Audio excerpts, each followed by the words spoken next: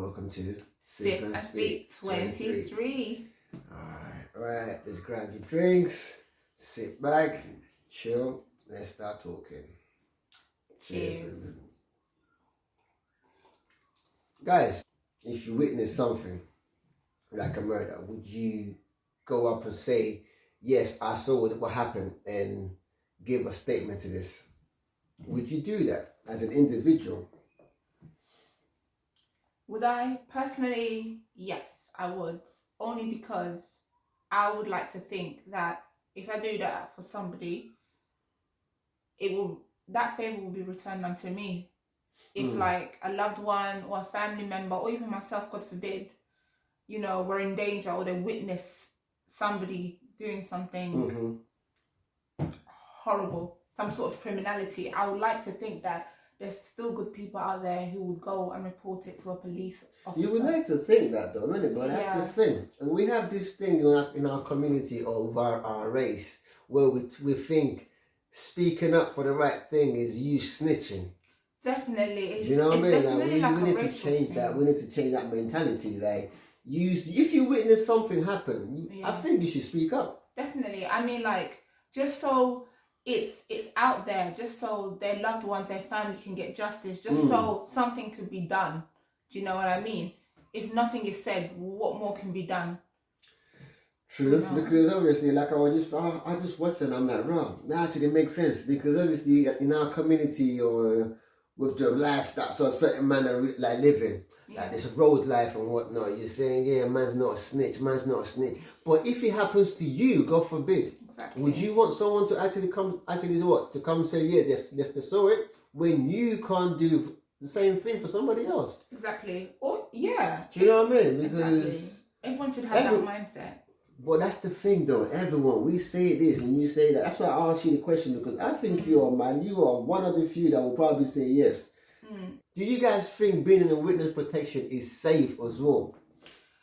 Do you know what? I'm not even gonna lie. My references is me going off of like docu-series that I've watched, and every time someone's put in witness protection, they always get found by the people, the government or the police said they're trying to protect them from. So I don't know. That's another thing, man. So I don't know what's going on there, if they actually, if it's a safe place to be, because that's another thing. Because I had this conversation with someone, and they said being a minority or being a different race, like, you're likely to survive the situation.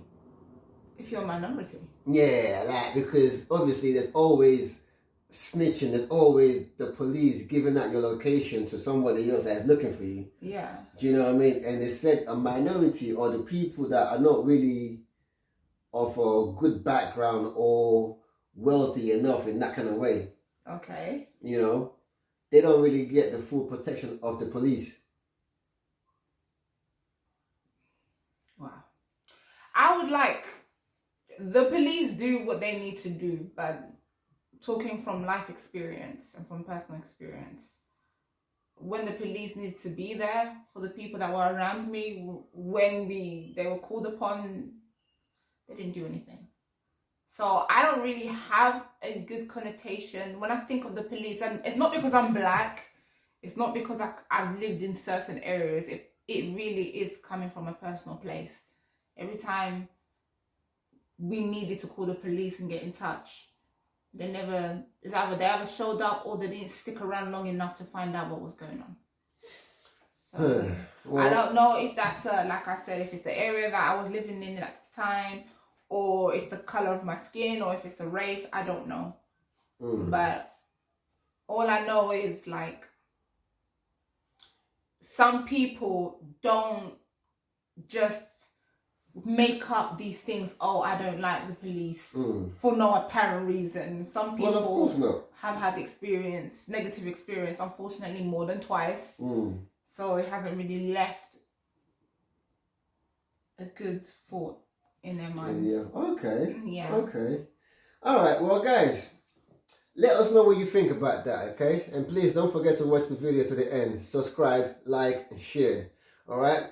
And leave a comment below, please, guys. Engage with us. We need to know what you want us to talk about. Okay? Let us know what you think about what we just spoke about just now, okay? Definitely. And leave a comment down there just to Feedback. let us know about your feedbacks and stuff We like that. love reading your comments. Trust we me. love hearing your feedback. It really does give us that motivation and that drive as well. That fire up the butt, doesn't it? Oh Lord, I have no idea what she's talking about. I don't get no fire up my butt. Apart from when I want to go, no, I drop the kids off. But you know what? If you watched us up until now, God bless, and watch until the end, okay? Drive out that engagement, guys. Another thing, guys, we're just saying, we just finished watching Top Boy. Hey, listen. Oi, listen. Top Boy is a good series. Top Boy. Listen, I finally finished it, man. Wasn't it one of your boys that was Yo, like... shout out Benz. I am Benz. We the finally end. watched it, bro. Yeah, man. And I liked it, by the way. Shout out to Future and Drake for actually putting the money together to do the last episode and that, bro. What was it then? That Yeah, was it? yeah. Apparently, because Drake got in touch with Ashley D and the other day spoke about when they're gonna see the last episode. Yeah. But obviously, there was no funding in that, so him and Future, that's what I'm hearing. Him and Future put money together to fund it. So shout out to them, man, bro, man. Do you know what? Okay, that's interesting because like I read another article where it said that Asher D said that the series had to end because obviously they no longer wanted to because obviously the producer's white, so they no longer wanted to be a part of the project. I think don't quote me on it, but I think he said something along the lines and they've already done what they've had to do, they've done their part, and you know, like they're looking for a black producer or something. Maybe. So if you're telling me Drake and Future funded them, maybe they need to reach out to Drake and Future. Well, I think they did already. That's why they made the last episode. No, but to become, maybe they need someone, because you know what, it's a bit hard. Look, it is hard to, no, it's not hard. It's not hard to write a story from another person's perspective. What becomes difficult is trying to get the people that you're talking about in your story to engage when you're not part of the collective. I think that's where a lot of issues, including myself, a lot of people, including myself, had issues with, how are you, a white man who probably came from an upper middle class family, are trying to say you understand the ins and outs of the hood? Don't you know they got a dictionary for roadman now?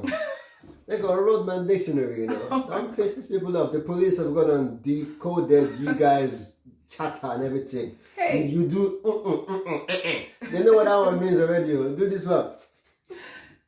They know it too. Yeah. But I'm going to start thinking of a different good. But yeah, man, listen, you don't. To me, yeah, I know what you're saying. I see where you're coming from.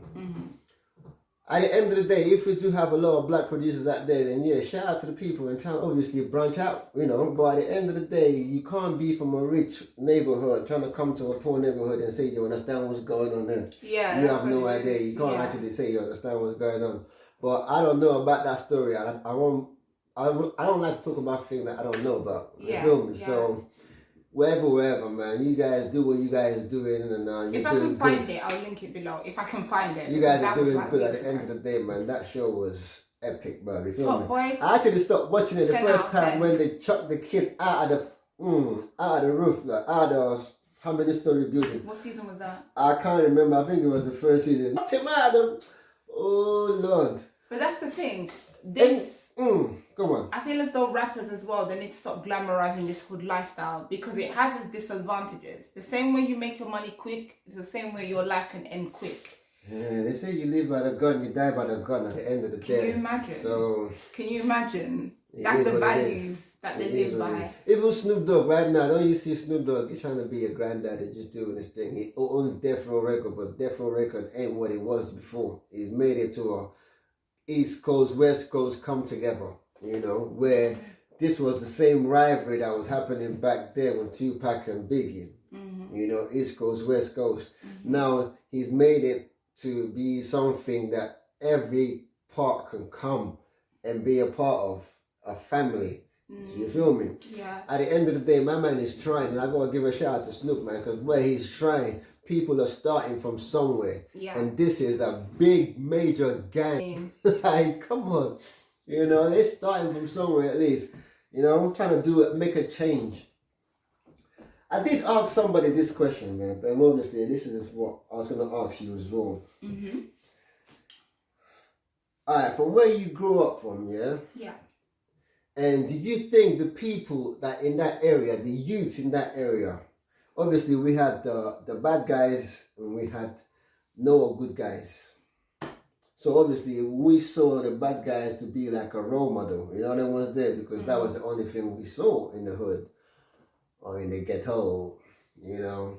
So do you think if we had, or what you think if these kids did have a different role model to look up to whilst growing up in the hood, do you think majority of these kids will still be in a gang? Yes and no. Let me explain why. Yes, because some kids did have the opportunity who had parents who gave them a better life and they moved out of the area. But those are the same kids that were still coming back to chill. And it's like when you come from ends, there's nothing in ends. What are you going back to chill to do what? Except for doing foolishness. If you get what I'm trying to say. Well, if you made it and you went out the ends on it, then you're still coming back? You're still coming back. For those kids, because I knew a few kids that were like that, their parents moved them out of the ends, but they were still coming back to the ends to chill. Because they had friends in the area. They were the friends that they know in the area. It's like, you get moved to somewhere else. Wouldn't you still come back to the ends where you got friends? There you go. So I would, but in that situation, we're talking about black boys, isn't it? That how they I'm get talking easily... about if you grew up in the hood. I ain't talking about you moving out of the hood or anything like that to move out of the hood. You're in the hood. Your parents didn't move you out of the hood. The question is, would you still go with the bad crew or would you run with the good crew if you had a different role model? Do you think these kids would go for the good people or they will still stick with the bad people? Unfortunately, they will go for the bad people, isn't it? That's what I said. These rappers need to stop glamorizing, like gangbanging is this whole lifestyle. It's the lifestyle that will make you the most money, make you, yes, quick money, but it's not the only thing you can do that will make you a lot of money. And I think that's where it goes wrong because it's so glamorized, the chains, the women, the private jets, but not knowing the realities behind that. Like you can't go out on road by yourself. Like you can't be seen in certain places. You can't go to certain areas. Your family's in danger. You have to move your family out of the ends, or if you've got even more money, out of the country, just so they're not put in danger. And it's like, is that really worth it? Well, that's the thing, because they don't really tell you the full story. And this is the thing about what my partner just said about glamorizing these things, you know. Unfortunately, as you can see with Nipsey Hussle, R.I.P., man. Rest in peace. You know, this guy was outside his own block, his neighborhood, his shop, and he got gunned down. And he was trying to help, wasn't he? He was trying to help the community. He was investing in the community, trying to do a different... Like, you see my point? So... This is why I understand when people say, I'm moving out of the ends. Like, it makes sense. I don't blame people, you know. No one ever like, you don't blame people when they say they're moving out of the ends. Like, because do what you got to do to better yourself, you know. The ends is not for you. Do what you got to do. If you got kids and you don't want your kids growing in the ends and seeing the same stuff you did, do what you got to do. Move out. Do what you have to do. It's true what they say, you're a product of your environment. Of your environment. Yeah. And obviously, talking back at Top Boy, I would just say, like, what do you guys think? You see, when you say, okay, you grew up in the hood, right? Yeah. And let's just say you did have, obviously, we do know that you do have a roadman them on the road, on the blocks and whatnot, doing what they're doing. Let's just say you did have another type of role model.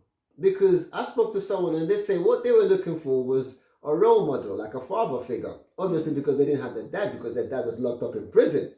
You see? If they did have somebody else to show them a different way of life, that they would have gone that way instead of going to the roadman. What do you guys think?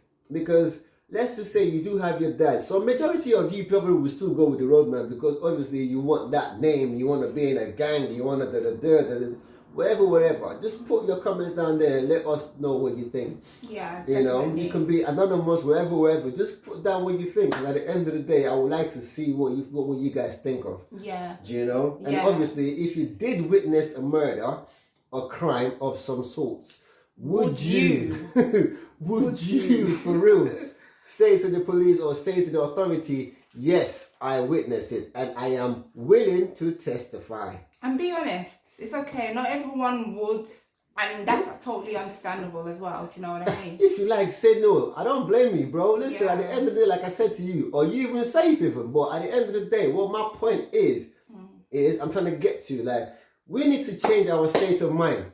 Yes. You see it? Because at the end of the day, we can't keep saying snitching. We're not snitching. God forbid it happened to somebody you care for, somebody you love. You would be begging. For people to come out. For people to come out. But definitely. you had the choice and the opportunity of doing it. You never did. You see it? On that note, if you watched until the end, much appreciated. Thank you so much. Like, subscribe, share. I mean, sharing is caring. Yes. Follow us on our socials below. Leave a comment below. And yeah, we want to hear your answers. Would you be open and honest to the police and come out as a witness for a crime that you have seen or had seen? Would you? We want to hear what you guys think. So please, leave the comment down below and let us know. We would love to see this and read this. All right? Until next time. Until next time, guys. Peace out. Take it easy. God bless.